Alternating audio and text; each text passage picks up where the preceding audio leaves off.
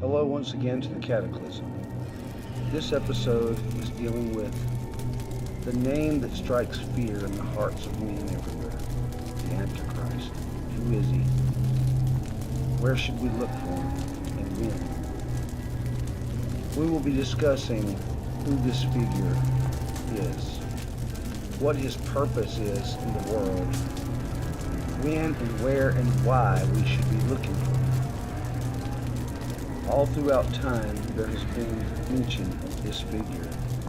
In every religion, in every walk of life, there's a belief that some dark figure would rise up in the end times, bring chaos and absolute destruction to the world. But do we really need to worry about one single man, or is this Antichrist a culmination of men and government? We will explore that and more in this episode, so stay tuned.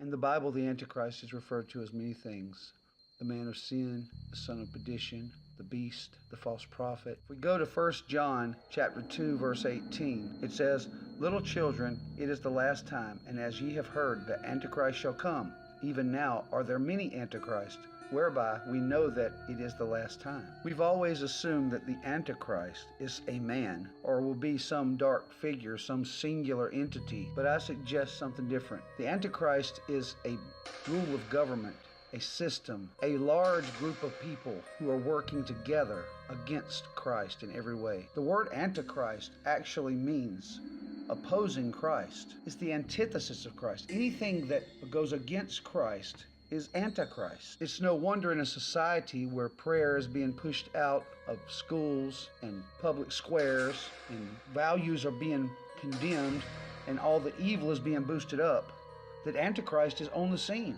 Is there going to be one man, one dark figure who will lead them all? Perhaps. So we'll do a little investigating in the Bible to see if there is such a person. In 2 Thessalonians chapter 2, 3 through 4, it says, "Let no man deceive you by any means, for that day shall not come, except there come a falling away first, and that man of sin be revealed, the son of perdition, who opposeth and exalteth himself above all that is called God, or that is worshipped, so that he as God sitteth in the temple of God, showing himself that he is God." Right offhand, I can think of one person who does that very well, the Pope of Rome. He sits in his seat of power, declaring himself the vicar of Christ, which means Christ's replacement on earth. He decides when, where, and who are righteous and good. He boosts himself above God. The Catholic Church always has, because they even changed the day of the Lord to Sunday instead of Saturday. Only someone who thinks they're better or above God can change God's holy days. I'm not talking bad against Catholic people. There's a lot of Christians in the Catholic Church. I'm talking about the administration itself. I mean, we have all befouled churches that were corrupted. I mean, I myself have been to a church and found out later that the preacher was doing bad things and was corrupted. I'm speaking strictly of the organization of the Catholic Church, the administration, the governing of it, and the leadership. You're always hearing about priests molesting children. You hear a lot of weirdness going on in the Catholic Church in the higher rankings. So could the Pope of Rome be the Antichrist? He is having dealings with Israel. In Revelation 13:5 it says, "And there was given unto him a mouth speaking great things and blasphemies, and power was given unto him to continue 42 months, which is about 3.5 years. Revelation 13:3 says, "And I saw one of his heads, as it were wounded to death, and his deadly wound was healed, and all the world wondered after the beast." Then Daniel 7:24 says, "And the 10 horns out of his kingdom are 10 kings that shall arise, and another shall rise after them, and he shall be diverse from the first, and he shall subdue 3 kings." I think that this beast is made up of more than just a person. There may be one figure, one entity that speaks for the group. But this Antichrist is a system. It's a world system, a worldwide government system that operates through the power of the devil, because they work in lawlessness and evil. Their corruption goes so deep And their evil is so far-reaching and destroys everything that it encounters.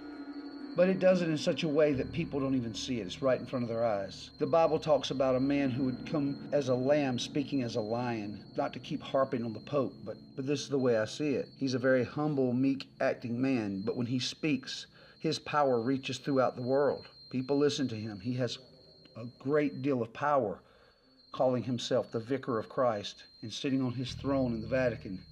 Something to think about there. But anyways, could be a president. It could be a world leader very easily. There also is spoken of about a false prophet who would cause people to worship the image of the beast. He could be that. He could be the false prophet. I don't know. But what I do know is that, just like in my previous video with the Adhar system in India, if you haven't seen that, go back and see this previous video because it tells all about the mark of the beast.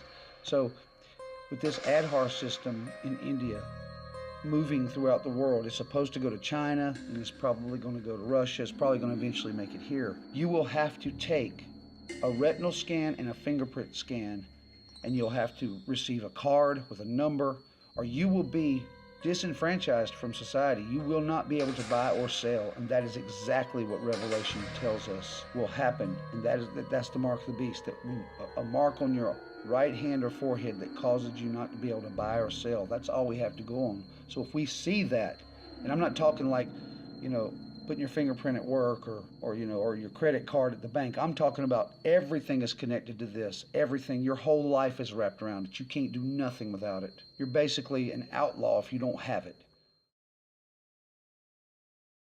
Revelation chapter 13, 11 through 18, it says, "And I beheld another beast coming up out of the earth, and he had 2 horns like a lamb, and he spake as a dragon. And he exerciseth all the power of the first beast before him, and causeth the earth and them which dwell therein to worship the first beast, whose deadly wound was healed. And he doeth great wonders, so that he maketh fire come down from heaven on the earth in the sight of men.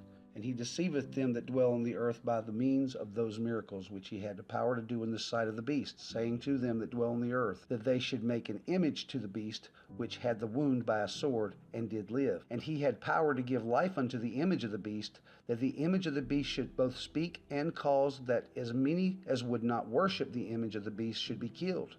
And he causeth all, both small and great, rich and poor, free and bond, to receive a mark in their right hand or in their foreheads, and that no man might buy or sell, save he that had the mark, or the name of the beast, or the number of his name. Here is wisdom.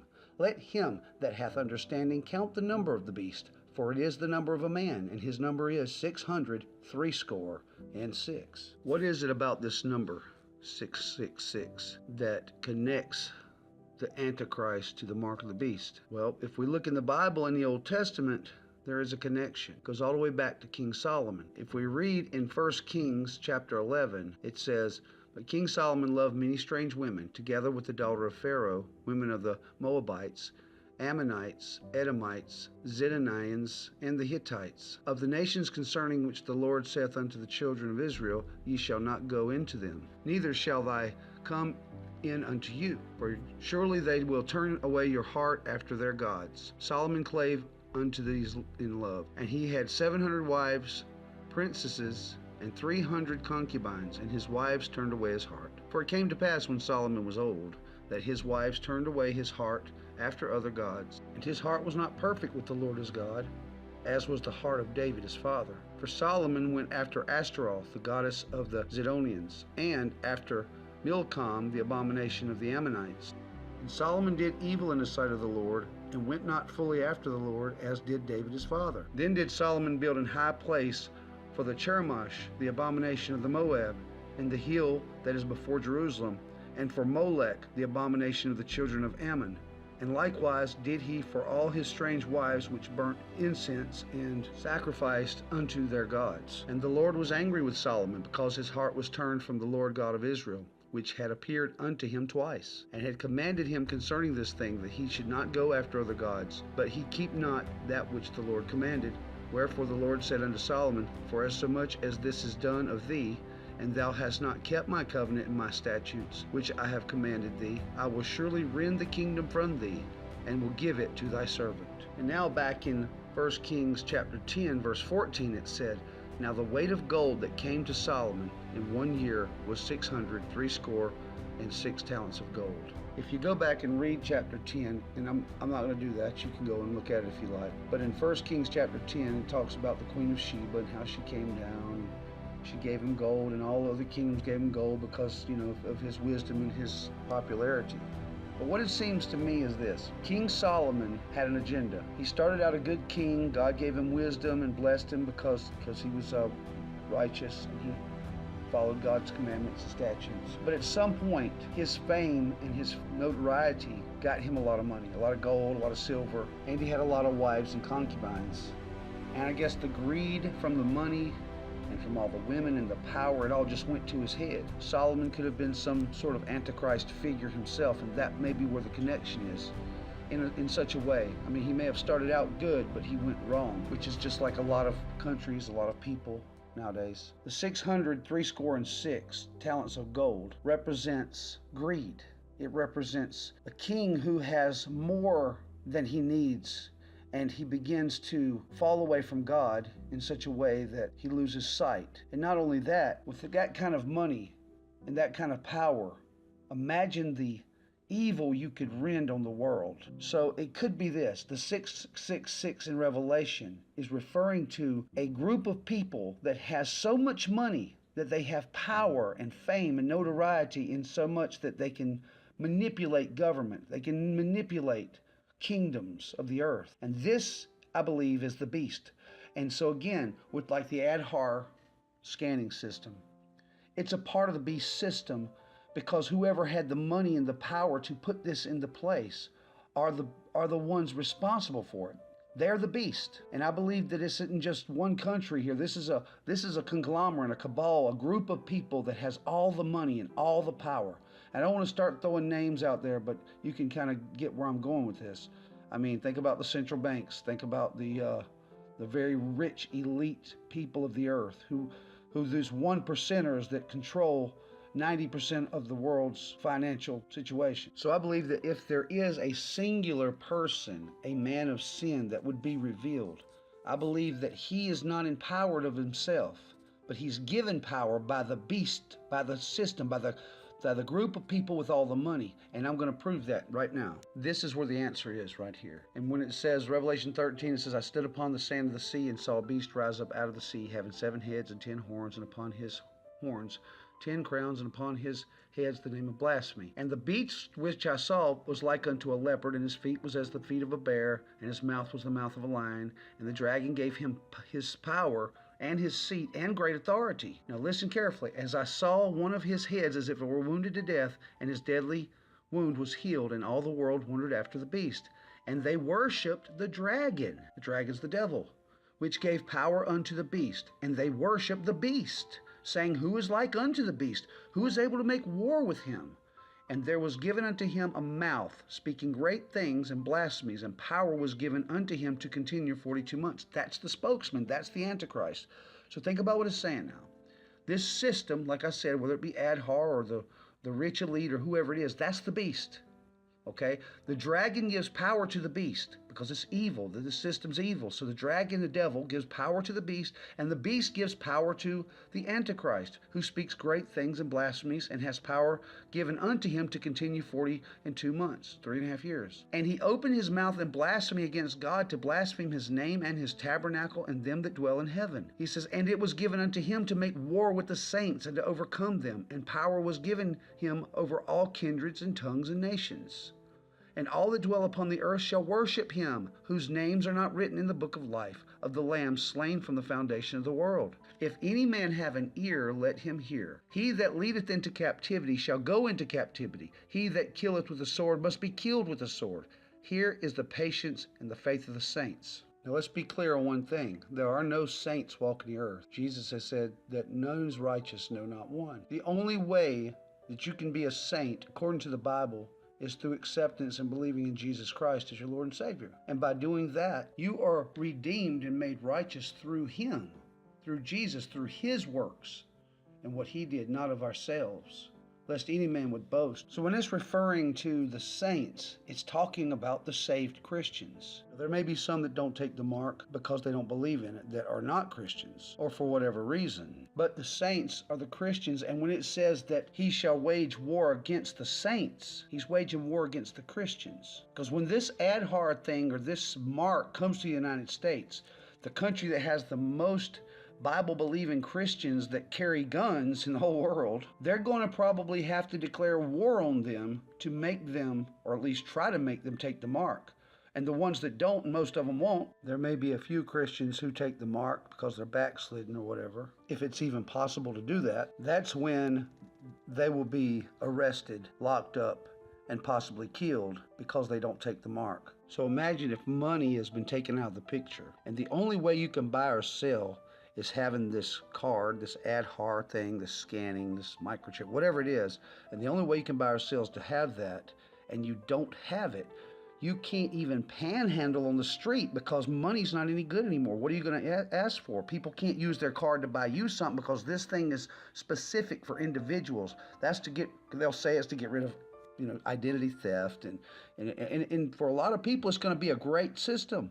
But for the Christians who know this is the mark of the beast, and they cannot take this mark. And we've been taught it all our lives. I mean, this is the one thing that we've been looking for in the last days to avoid at all costs, is the mark of the beast. So if there's all these Christians on the street, they can't buy or sell, I mean, it would get to the point where the people wouldn't even care anymore. They're like, lock them up, get them off the street. I can't stand it anymore. I don't want to hear them anymore. They keep screaming that we're going to hell, blah, blah, blah.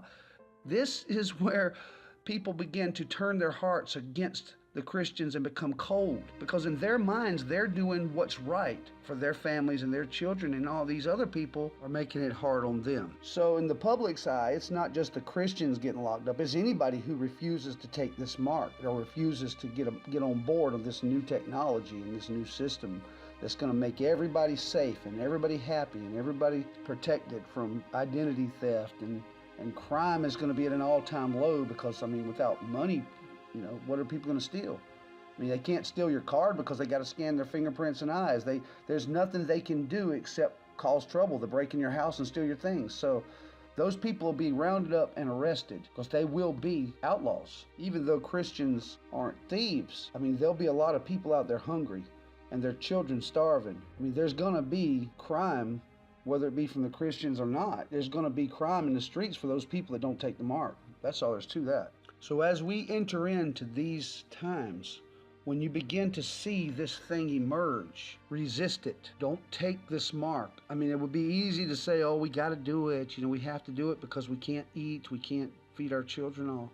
But if you take that mark, you lose your soul. The Bible says you're doomed if you take that mark. There's no redemption after that. You can't get saved. Once you take that mark, you are destined for judgment and hell. So I guess that's about it for this episode, and I hope you have gotten something out of this and learned something. And please like and subscribe and share this video, and I will see you back here again next week for another exciting episode. So see you then.